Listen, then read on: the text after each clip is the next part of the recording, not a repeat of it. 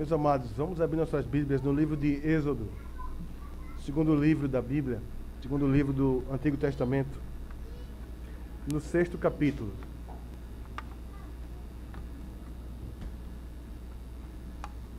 Livro de Êxodo, no 6º capítulo.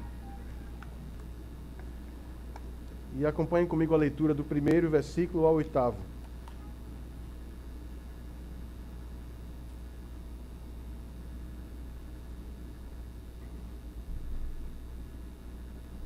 Este foi um dos textos que compartilhamos lá no acampamento, no Encontrão da Família, justamente no primeiro dia, que trata sobre a identidade da igreja como o povo de Deus.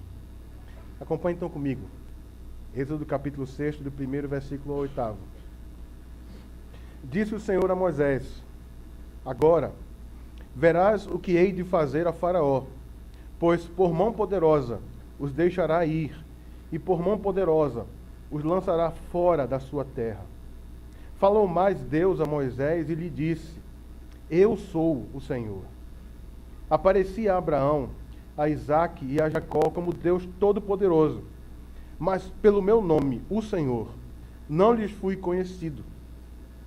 Também estabeleci a minha aliança com eles, para dar-lhes a terra de Canaã, a terra em que habitaram como peregrinos. Ainda ouvi os gemidos dos filhos de Israel, os quais os egípcios escravizam, e me lembrei da minha aliança. Portanto, dize aos filhos de Israel: Eu sou o Senhor, e vos tirarei de debaixo das cargas do Egito, e vos livrarei da sua servidão, e vos resgatarei com braço estendido e com grandes manifestações de julgamento. Tomar-vos-ei por meu povo, e serei vosso Deus. E sabereis que eu sou o Senhor, vosso Deus, que vos tiro de debaixo das cargas do Egito. E vos levarei à terra, a qual jurei dar a Abraão, a Isaque e a Jacó. E vos-la darei como possessão. Eu sou o Senhor. De tempos em tempos, a igreja, nós vemos isso na história, ela parece que sempre passa por uma crise de identidade. De vez em quando a igreja se esquece de quem é. E aí fica perguntando às vezes: espera aí, quem somos nós? Quem sou eu? Por que existo? Tudo isso enquanto igreja. E é claro que essa pergunta não vai ter uma melhor resposta senão na própria palavra de Deus. Porque é Deus quem diz o que é, ou quem é a igreja, e é Ele também que diz por que ela existe, qual é a sua finalidade, o seu propósito aqui na Terra. Então, o primeiro texto, embora estejamos no Antigo Testamento, falando sobre o povo de Deus, lá no Novo Testamento, a primeira vez que aparece a palavra, o termo igreja, está no Evangelho de Mateus, no capítulo 16. Ali, o Senhor está com os discípulos e dá a eles uma revelação importantíssima. Sai da boca de Pedro a afirmação que diz: Tu és o Cristo, o Filho do Deus vivo.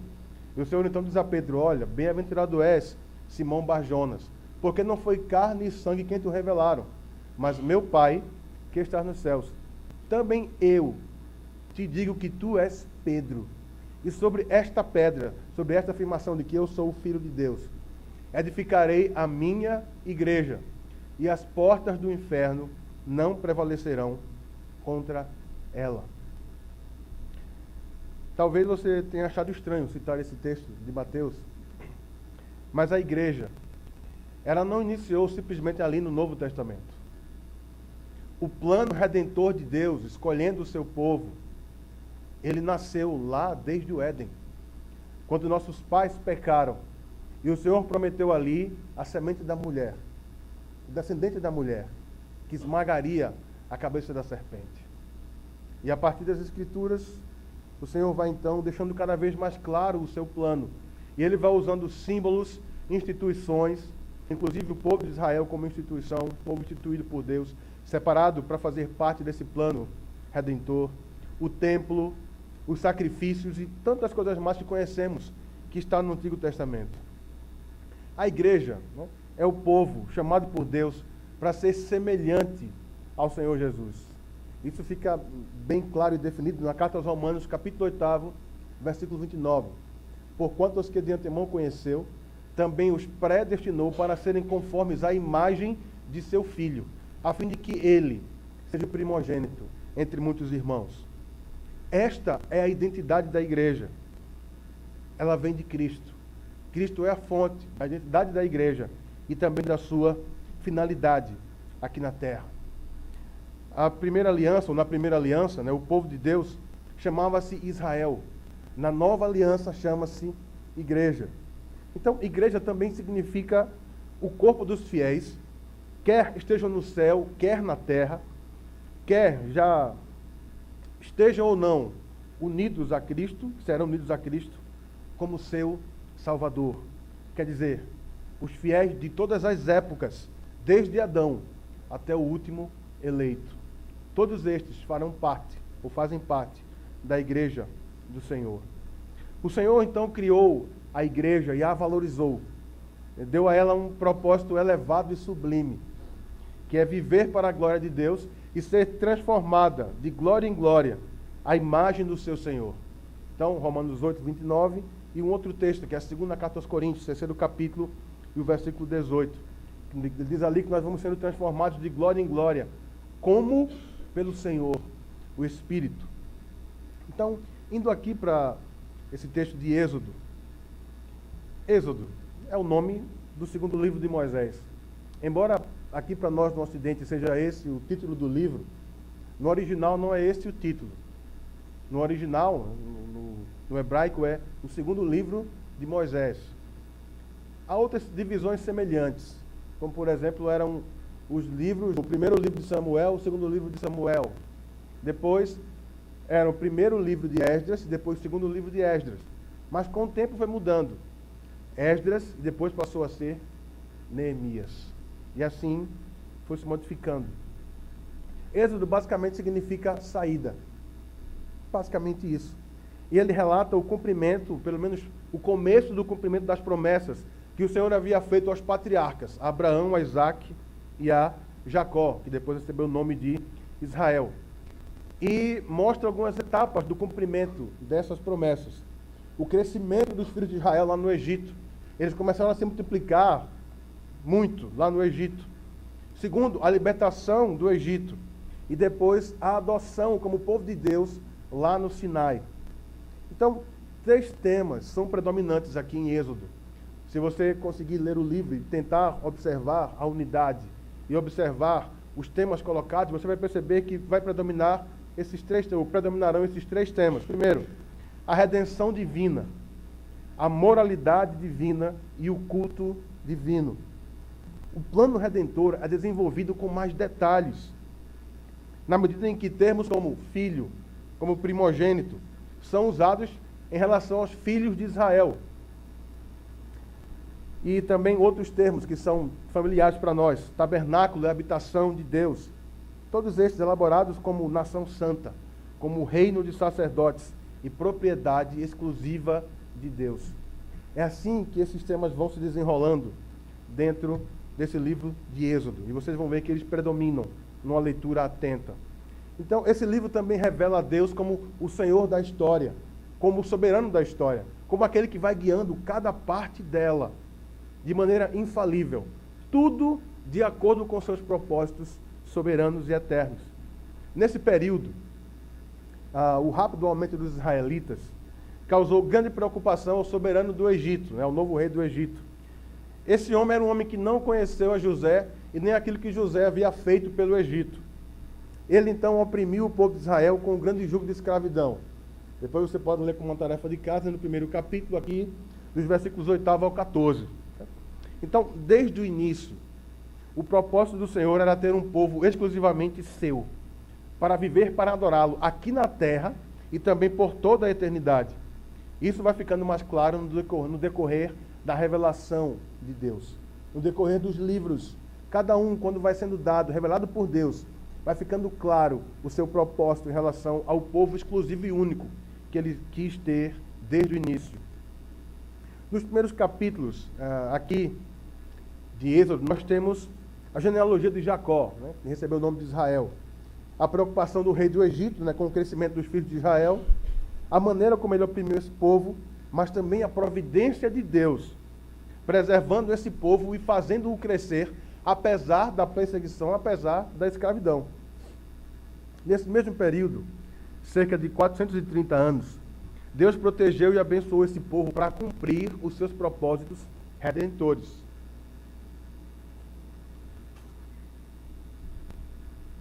A preservação de Moisés e de outros meninos é um exemplo claro disso, é uma evidência disso. Então, Moisés cresceu como príncipe do Egito. Foi muito bem preparado em toda a cultura e conhecimento do grande império da época, que era o Egito.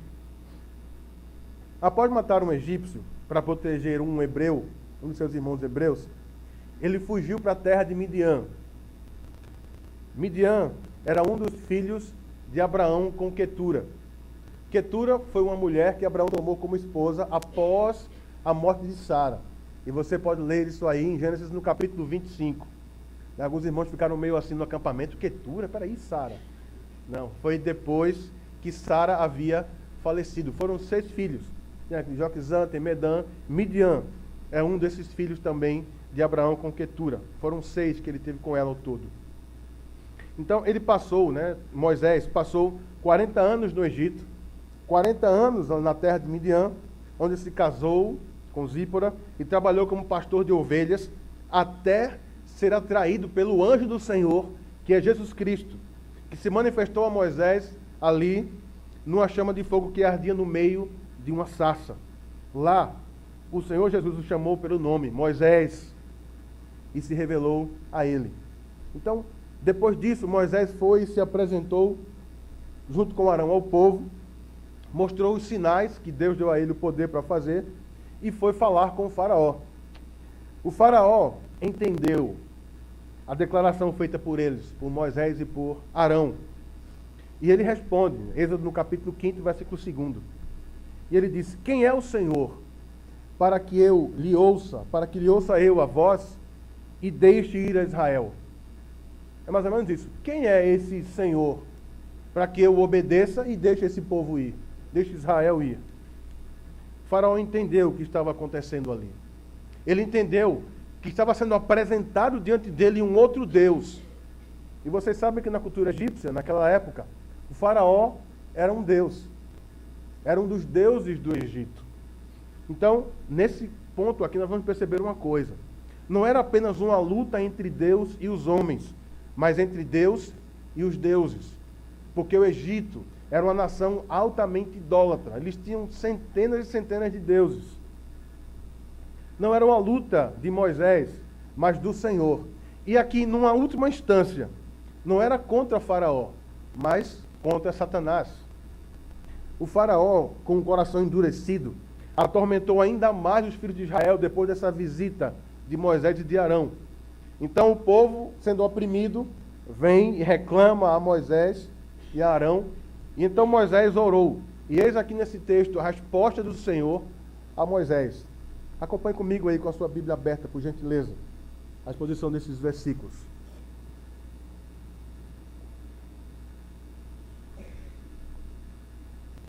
Nessas palavras aqui iniciais, desses 3 primeiros versículos, o Senhor diz a Moisés que vai dar um grande livramento ao povo de Israel. A mão de Deus forçaria Faraó a deixar o povo ir. Mesmo contrariado, o rei do Egito daria ordem para o povo ir embora. Observe comigo aí o 3º capítulo, versículo 19. Quando o Senhor está conversando pela primeira vez com Moisés, ele diz: eu sei, porém, que o rei do Egito não vos deixará ir, se não for obrigado por mão forte. Aqui eu quero lembrar uma outra coisa. Em Provérbios, no capítulo 21, logo no primeiro versículo, ali diz o seguinte: como ribeiros de águas, assim é o coração do rei na mão de Deus. Ele, de acordo com o seu querer, o inclina. O faraó, por mais que pensasse que era o soberano do Egito, que era o soberano do grande império da época, soberano de vários povos, ele não era absolutamente nada. Quem esteve aqui hoje pela manhã ouviu um pouco sobre isso, na exposição que o pastor Lutero fez de Isaías, no capítulo 40. Faraó pensava que era muita coisa, que poderia mandar e desmandar, mas ele agora estava diante de Deus, do único Deus, daquele que realmente tem o poder sobre a vida, aquele que faz viver e que faz morrer. Ao dizer aqui, eu sou o Senhor, está no segundo versículo, Deus deixa claro para Moisés quem é que está falando com ele. Isso quer dizer o seguinte, mais ou menos isso. Moisés, eu sou o autoexistente. Eu sou o autossuficiente. Eu existo por mim mesmo. Eu não preciso de ninguém para absolutamente nada. Eu sou o que sou. Eu sou o Senhor. Aquele que move céus e terra, que domina os fenômenos da natureza, que faz viver e que faz morrer, que faz todas as coisas de acordo com o conselho da sua vontade. O único que tem direito legítimo sobre todas as coisas neste universo e que o domina completamente.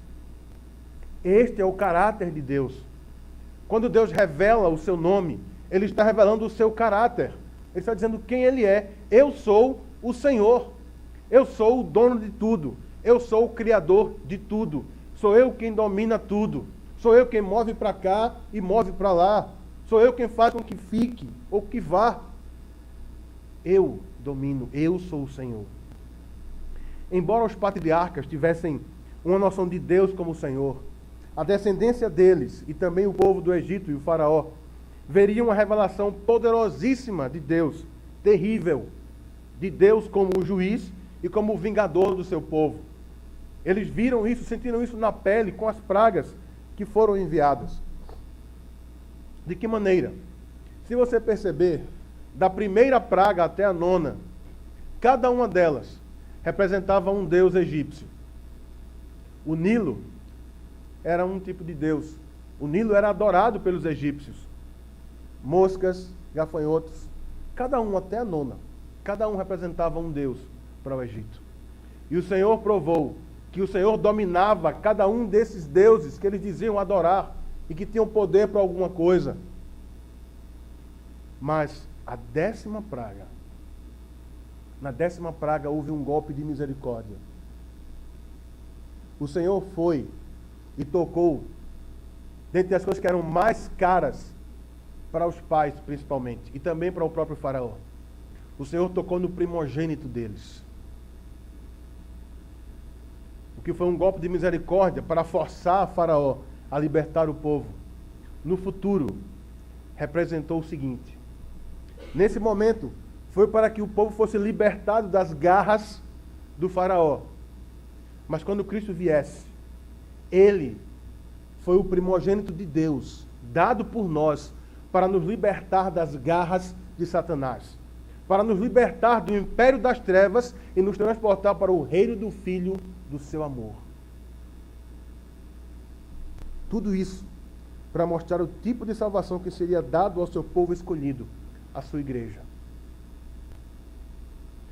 Tudo que foi instituído, como eu falei de início, com esse povo da primeira aliança, foi para apontar para Jesus Cristo, o Cordeiro de Deus que tira o pecado do mundo, o primogênito que foi dado para nos resgatar, para ser o preço pelos nossos pecados.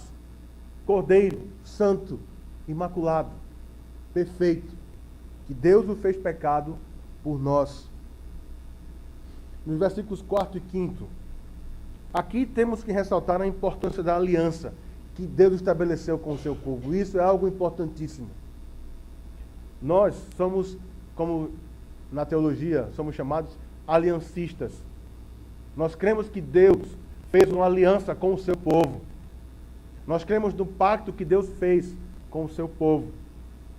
E se estendeu até nós hoje, o povo da nova aliança. Então nós temos que evocar aqui Gênesis 12, 15, 17 e 22, que vai falar sobre isso. Então, em que consiste a aliança feita por Deus com os patriarcas e os seus descendentes? A aliança que o Senhor estabeleceu com o seu povo, ela tinha a mesma estrutura que as alianças praticadas ali entre o povo do Antigo Oriente Próximo.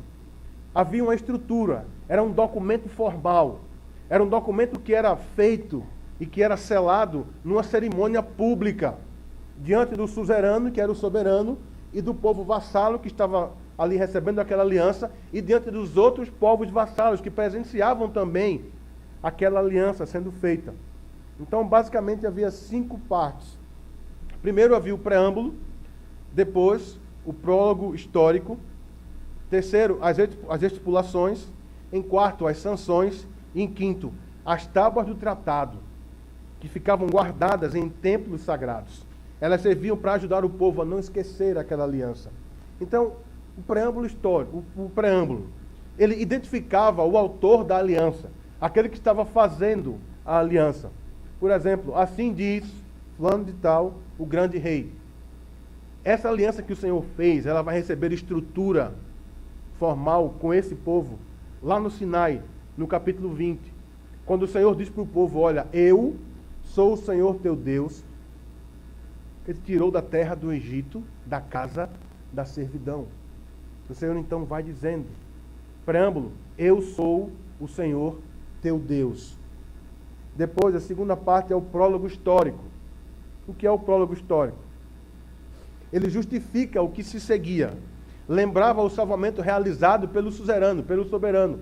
O salvamento que o soberano fez em relação àquele povo vassalo.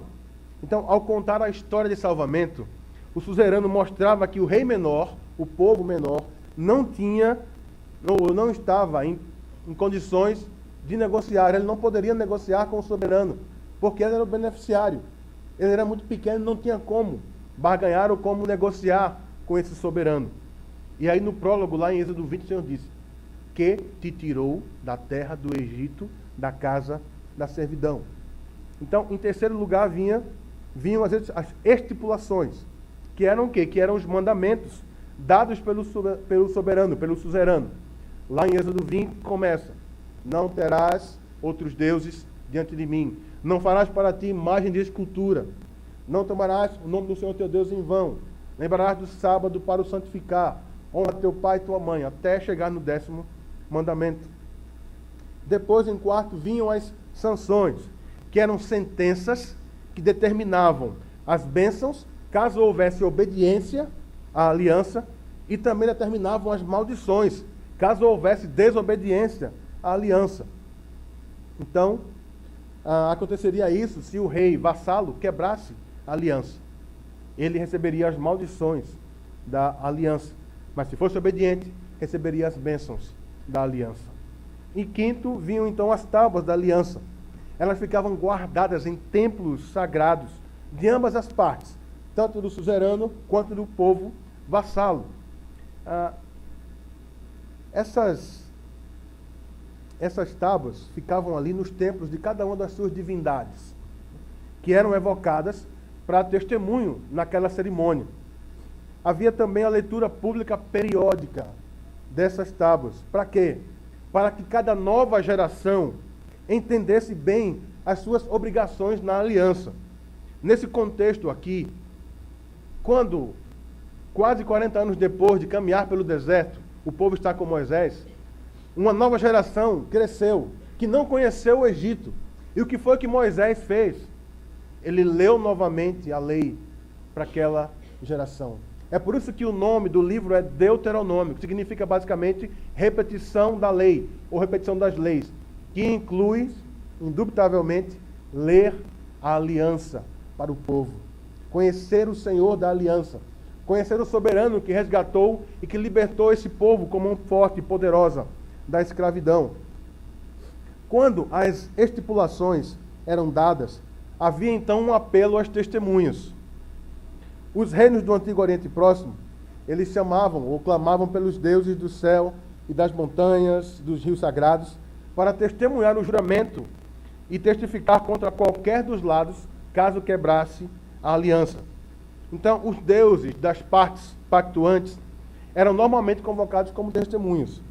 Em Israel, tal apelo aos deuses era proibido, era rejeitado, mas de maneira simbólica e apenas simbólica. Céus e terra, em alguns textos, eram chamados, eram convocados por Deus para testemunhar. Então, em Deuteronômio, no 4º capítulo, a gente vai ver isso. Salmo de número 50, no profeta Miqueias, 6º capítulo, versículo 1 ao 8º, e também em Josué, quando ele está ali fazendo a renovação da aliança diante do povo. Ele também convoca ali céus e terra para testemunharem, e também aquelas pedras que estavam próximas ali naquele lugar. Então, um suzerano, ele poderia ser invocado pelo vassalo no momento difícil, para responder, para fazer valer aquela aliança. Novamente, um exemplo disso está no Salmo 50, quando ali o Senhor, usando o salmista para cantar naquele salmo, diz: tu me invocarás, eu te livrarei, e tu me glorificarás. Então, mesmo tendo recebido a promessa da terra, e de terem desfrutado dessa terra por um tempo, os patriarcas foram peregrinos, Abraão, Isaque e Israel. Mas por que eles eram peregrinos? Porque Abraão, mesmo sendo o dono, ele não fixou uma morada fixa. Não era a terra que Deus havia dado para ele. Por que ele peregrinou? Porque ele foi conhecer toda a terra. Abra comigo aí na carta aos Hebreus, no capítulo 11. Carta aos Hebreus, no capítulo 11. Acompanhe comigo a partir do 8º versículo. Carta aos Hebreus, capítulo 11, a partir do 8º versículo, até o 16, depois o 39 e o 40.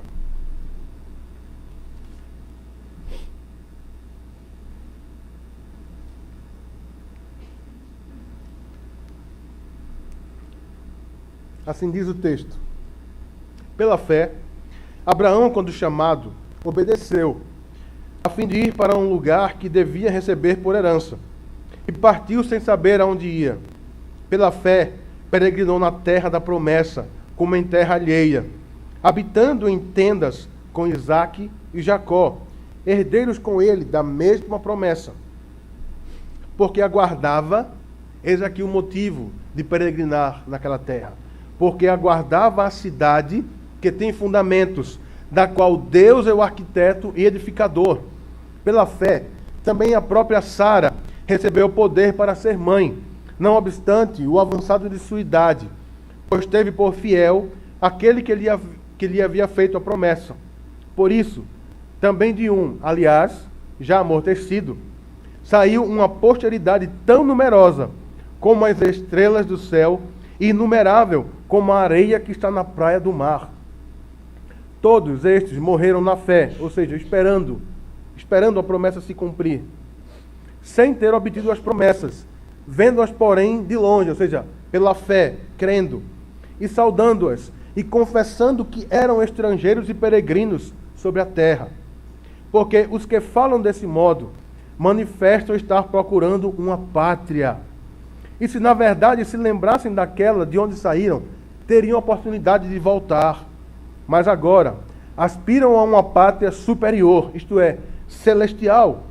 Por isso Deus não se envergonha deles, de ser chamado o seu Deus, porquanto lhes preparou uma cidade. Eis a razão, porque eles eram peregrinos na terra, porque eles aguardavam a terra que Deus havia prometido. E eles sabiam que não era algo terreno, mas era algo celestial. Fica claro que Deus tinha um plano de criar um povo, um só povo, desde antes da fundação do mundo. Israel é a igreja do Antigo Testamento e a igreja é o Israel do Novo Testamento. Duas fases de um mesmo plano eterno. A primeira aliança foi provisória, mas a segunda com Cristo foi definitiva. A primeira com sangue de bodes e touros, mas a segunda com o sangue do Cordeiro que foi morto antes da fundação do mundo. Então, a Jerusalém Celestial é o lugar onde habitará o povo eleito de Deus, reunido de todas as épocas e lugares desse mundo. No versículo 5, então, você vai ver que o Senhor diz aqui que se lembrou da aliança feita com os patriarcas. Mas será que Deus tem memória fraca? Deus precisa se lembrar de alguma coisa? Isso aqui é colocado para ensinar para nós o seguinte: chegou o tempo determinado, chegou a hora de agir, Chegou a hora de cumprir o que eu havia prometido a Abraão, quando no capítulo 15 de Gênesis ele disse, olha, o teu povo, os seus descendentes, serão escravos lá no Egito, por cerca de 400 anos. E quando chegou então o tempo determinado, o Senhor então veio e agiu. Embora fosse diferente, essa aliança feita com Abraão lá atrás, ela tinha basicamente o mesmo conteúdo da aliança que foi feita mais à frente, lá no Sinai. E o Senhor então aqui ouviu o clamor do seu povo. E agora então chegou a hora de agir para libertar esse povo. Versículos 6 ao 8. Nestes versículos, nós temos a reafirmação das promessas que Deus havia feito aos patriarcas. O Senhor os arrancaria das mãos de Faraó com julgamentos, e foram as pragas. Eles então conheceriam o grande eu sou, o eu sou o que sou, o Senhor Todo-Poderoso, que amou o seu povo e que os libertou com mão poderosa lá do Egito. Então, uma vez que as pragas comecem a cobrar o seu preço, os egípcios saberão que eu sou o Senhor. Isso está no 7º capítulo de Êxodo, no 5º versículo. Então, o triunfo do Senhor daria evidências do seu domínio absoluto sobre tudo e todos, inclusive sobre o Faraó, que era um deus lá no Egito. Então, lembre-se disso, grave isso. Cada uma das pragas, da primeira até a 9ª, o Senhor expôs ali um deus do Egito, que se voltou contra eles. Era como se Deus estivesse dizendo, olha, esse aí não é Deus de vocês, eu domino esse Deus de vocês, e coloco esse Deus de vocês contra vocês. Eu sou o Deus dos deuses, eu sou o Senhor dos senhores, eu sou o Rei dos reis, eu sou o Senhor. Então, eles conheceriam que Deus é o único Deus, que é o único Senhor. Então, o triunfo do Senhor daria essa evidência aos egípcios. E aqui, ele conclui, então, com a reafirmação das promessas que foram feitas, com a frase, novamente, eu sou o Senhor. Isso é como uma garantia de que vai acontecer, de que não vai falhar. É plena verdade, ninguém poderá impedir. Quando há um documento, e esse documento é assinado, o que significa? Que esse documento é válido. Ele vai ser reconhecido, lá no cartório vai ver que se tem realmente aquela assinatura daquela pessoa, que ela existe, e que aquilo vai acontecer. Quando há um cheque que está no teu nome, que você vai dar a alguém, ou alguma empresa que prestou serviço a você, e você assina, o que quer dizer isso? Se tiver fundo, que vai ser pago. O problema é se não tiver fundo. Mas com Deus não há isso. Quando ele diz, eu sou o Senhor aqui, ele está dizendo, olha, vai acontecer. Vai acontecer, não vai falhar. É certo que vai acontecer. O Senhor conduziria então esse povo pelo deserto até o lugar provisório anunciado por ele. Mas o lugar definitivo ainda está por vir e virá na segunda vinda do Senhor Jesus. Então, ele nos conduzirá a Jerusalém celestial. Aqueles que foram conduzidos lá no Velho Testamento, os que estavam lá no Novo Testamento, os que estão vivos hoje, todos serão conduzidos por Deus. Todos serão guiados por Deus e formarão um só povo para louvá-lo e para bendizê-lo por toda a eternidade. Nós vamos nos assentar lá com Abraão, com Isaac e com Israel. Vamos nos sentar lá com Davi, com Salomão e com tantos outros. Virão também Pedro, Paulo, João, Tiago. Quantos mais você lembrar? Todos estarão reunidos agora diante do Cordeiro de Deus, do Cordeiro que é digno de receber o louvor, e honra, e força, riqueza, e glória, poder, pelos séculos dos séculos sem fim. Essa libertação do povo lá atrás, no Egito, representa e aponta a libertação que Cristo daria ao seu povo, morrendo por ele na cruz do Calvário, morrendo lá por mim e por você. Então eu quero trazer aqui algumas aplicações para concluirmos. Então, esse grande livramento prefigurou essa grande libertação que o Senhor daria. Uma libertação infinitamente maior e que custaria muito caro para Deus, porque custaria o seu primogênito, o seu amado Filho Jesus Cristo, o Cordeiro Pascal, que tira o pecado do mundo. Segundo, o povo de Israel foi um instrumento importante para que o plano redentor de Deus fosse realizado. Deus o escolheu para ser embaixador na primeira aliança. Quando os povos observassem Israel, eles deveriam ter a vontade e o desejo de dizer: eu quero conhecer esse Deus, eu quero fazer parte desse povo, eu quero adorar esse Deus único, vivo e verdadeiro, que guarda o seu povo, que preserva o seu povo. Eu quero servir a esse Deus. Quantos povos foram impactados através de Israel? Várias pessoas foram salvas através do testemunho que Israel deu em vários momentos do Senhor, da sua grandeza e da sua salvação. Aqui eu quero lembrar de um momento muito importante, quando o povo estava já tomando posse dessa terra provisória, com Josué. Lembram o que houve quando o povo chegou ali em Jericó? Quando os espias foram lá? Quando eles encontraram com Raabe, lembram o que Raabe disse para eles? Olha, todos aqui estão morrendo de medo, porque nós temos ouvido falar do que o Deus de vocês tem feito aos outros povos. Todo mundo aqui está tremendo, morrendo de medo. Raabe foi salva. Raabe veio fazer parte da genealogia do Senhor Jesus, do Messias. Você quer ver uma outra? Ruth, a moabita, foi salva e veio a fazer parte da família de Jesus também. Você sabe quem foi a mãe de Boaz? Foi Raabe. Raabe foi mãe de Boaz. Você sabe quem foi Ruth? Bisavó do rei Davi. Você consegue perceber que Deus foi pensando de vários povos o seu povo escolhido e eleito. Tudo de acordo com o seu plano redentor, de acordo com a sua vontade, com o seu conselho. O povo de Deus, esse termo, povo de Deus, é um termo bíblico essencial para compreendermos a nossa identidade, também dentro dos propósitos de Deus. E aqui, eu quero lembrar novamente um texto da primeira epístola de Pedro.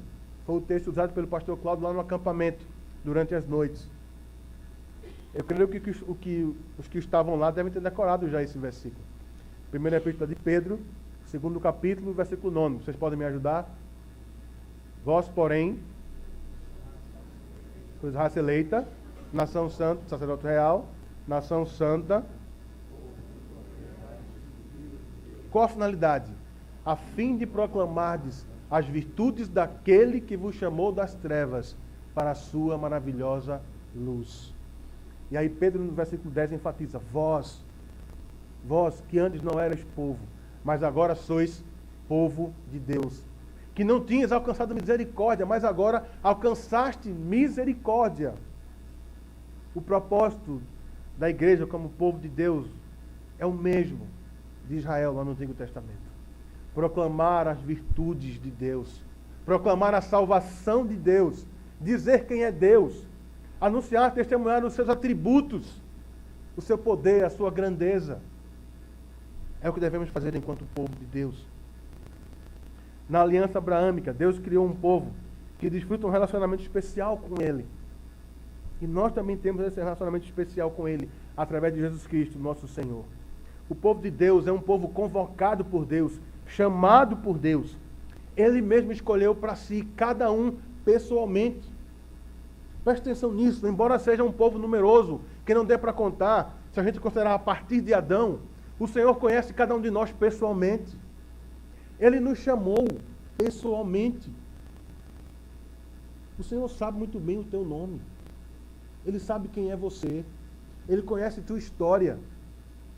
Ele conhece muito bem. Ele te chamou para ser dele, tanto pessoalmente e também enquanto povo, enquanto igreja. O Senhor te conhece muito bem e te conhece pessoalmente. O que constitui um povo? Geralmente por aqueles que falam o mesmo idioma, que são da mesma raça, que têm histórias história comum, tradições, cultura, etc. Mas para ser povo de Deus, não depende de quem quer, nem de quem corre. Não depende de quem faça boas obras, isso ou aquilo. Eu vou fazer isso, porque assim eu vou ser povo de Deus. Eu vou ser salvo por Deus. Nada disso. Nada disso. O Senhor escolheu chamar o seu povo escolhido através da pregação da sua palavra, através do anúncio feito pelo seu povo, pelo seu próprio povo. E não há como resistir se você for realmente chamado, porque ninguém pode dizer não quando é atraído por Deus de fato. Não há como resistir. O povo de Deus não é identificado também por bases físicas, nem por idioma ou classe social. O que caracteriza o povo de Deus é a sua semelhança com o seu Senhor e Deus. Lembram do que eu falei no versículo inicial, Romanos 8, 29? Porquanto os que de antemão conheceu, também os predestinou para serem conformes à imagem de seu Filho. Esse é o propósito último de Deus para cada um dos que fazem parte do seu povo. Serem semelhantes ao irmão mais velho, serem semelhantes ao primogênito de Deus, que deu a vida por nós, para que fôssemos feitos filhos de Deus, seus irmãos e irmãs. Os que fazem parte desse povo, então, passam a viver para agradá-lo, para agradar o seu Senhor e Pai. A identidade deles, como povo de Deus, só é possível através de Cristo. João 3,16. Porque Deus amou o mundo de tal maneira, para que todo aquele que nele crê não pereça, mas tenha vida eterna. Então, Ele é que nos faz filhos de Deus e nos santifica para crescermos à sua imagem e semelhança. Nós somos identificados como povo escolhido por Deus pessoalmente, o povo da nova aliança, o povo adorador do Deus vivo, único e verdadeiro, e como povo missionário de Deus. Eu quero perguntar aqui a você algumas coisas. Você tem plena consciência de quem você é em Cristo Jesus? Você sabe quem você é de fato? Você sabe quem você é para Deus? Você realmente faz parte do povo de Deus? Você um dia, de fato, creu em Jesus como o único e suficiente Salvador? Você tem plena consciência de que é somente através dele que você faz parte desse povo? E que é somente através dele que você pode ser salvo, que não há nenhuma outra maneira, que não há nenhum outro caminho. Não existe nenhum atalho. Ele é o único caminho. A semelhança do povo lá do Egito, que foi libertado de lá, que foi libertado com um propósito. Você lembra? Quando Moisés e Arão foram ao faraó e disseram, olha, o Senhor diz assim, deixa sair o meu povo, para quê? Para prestar-me culto, para me adorar, para me servir. Se você sabe quem você é, se você realmente é povo de Deus, eu quero perguntar, como é que está a tua vida hoje? Como é que está a tua vida agora? Os teus estudos, o teu trabalho, a tua vida familiar, expressa que você é povo de Deus. Expressa que você foi libertado por Ele, para esse propósito sublime e maravilhoso. Os teus projetos visam a glória de Deus. Tudo que você faz, o teu caráter, expressa Jesus Cristo. Quem convive com você pode dizer, eis aqui alguém que faz parte do povo de Deus. Essa aqui é uma mulher de Deus. Esse aqui é um homem de Deus. As pessoas veem Deus em você. Porque, de acordo com a palavra de Deus, o povo de Deus expressa Deus ao mundo. Quem tem contato com o povo de Deus, de certa maneira, tem contato também com Deus. Você é alguém assim? Você tem vivido dessa maneira? Se você não tem, hoje é o dia de arrepender-se. Hoje é o dia de mudar de vida. De dizer, Senhor, transforma a minha vida. Muda o meu coração. Senhor, refaz os meus sonhos. Refaz os meus projetos. Me ajuda a planejar e a projetar para a tua glória, para o teu louvor. Me ajuda e me faz viver como o teu povo. Essa deve ser a minha disposição e a tua. O Senhor fez promessas aos filhos de Israel e as cumpriu plenamente. Os libertou, fez uma aliança na qual ele se tornou o Deus deles e eles se tornaram seu povo. Isso era parte de um plano bem mais amplo. Todas as nações da terra eram alvo desse plano. Foi a promessa feita a Abraão: em ti serão abençoadas todas as famílias da terra. Através dessa descendência veio a lei, veio o Messias. E o mundo então conheceu a salvação de Deus, em carne e osso, pregado numa cruz, para redimir os pecados do seu povo. Deus prometeu isso a Abraão. Isso está em Gênesis, no capítulo 12. O primeiro livro da Bíblia coloca isso. E no último livro da Bíblia, Apocalipse, o Senhor então conclui a sua revelação aos homens, dizendo que o povo de Deus estará na Nova Jerusalém e que o próprio Deus estará com eles e será o seu Deus eternamente. Eu quero perguntar a você uma coisa ainda. Você estará lá nesse dia? Você fará parte desse grande povo? Você faz parte desse povo. Se você faz, esse dia é um dia que você deve esperar com grande expectativa.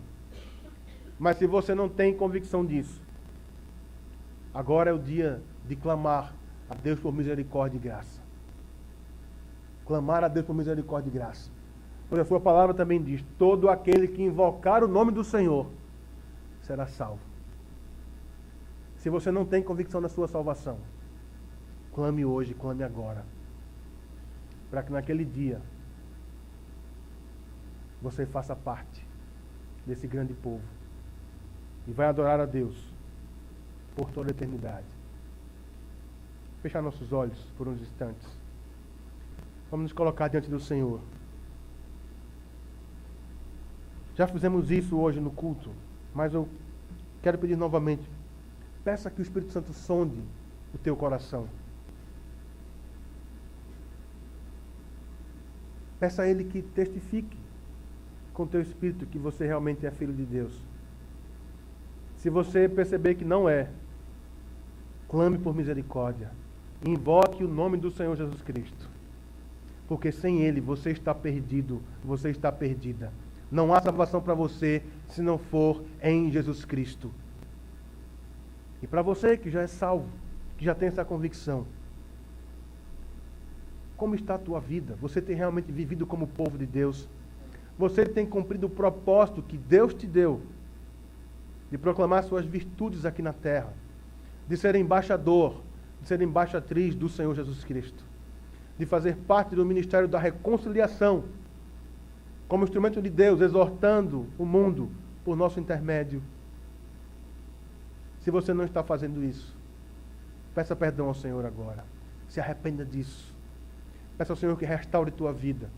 Enche o teu coração da sua graça, do seu espírito e te mova à ação, a ser aquilo que você deve ser em Jesus Cristo, para o seu louvor e para a sua glória.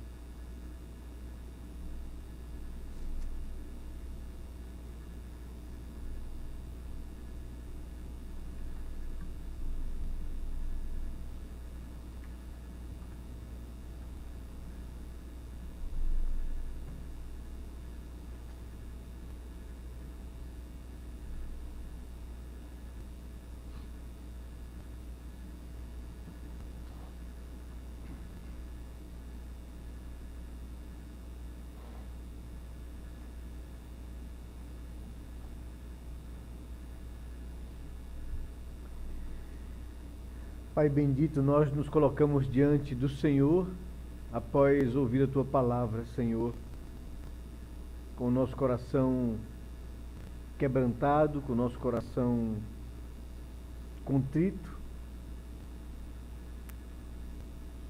Queremos, ó Senhor Deus, ter plena convicção de quem somos. somos povo do Senhor. Aquele por quem Cristo morreu. Não queremos viver a nossa vida, Senhor Deus, sem termos achegado ao Senhor e entregue a nossa vida a Ti. Queremos viver para anunciar as virtudes daquele que nos chamou das trevas para a sua maravilhosa luz. Toma nossas vidas em Tuas mãos, Senhor. Tu conheces cada pessoa que entrou aqui nesse recinto, cada coração, cada pensamento. Tu conheces a vida de cada um de nós, Senhor. Te pedimos em nome de Jesus, aplique aos nossos corações a Tua palavra.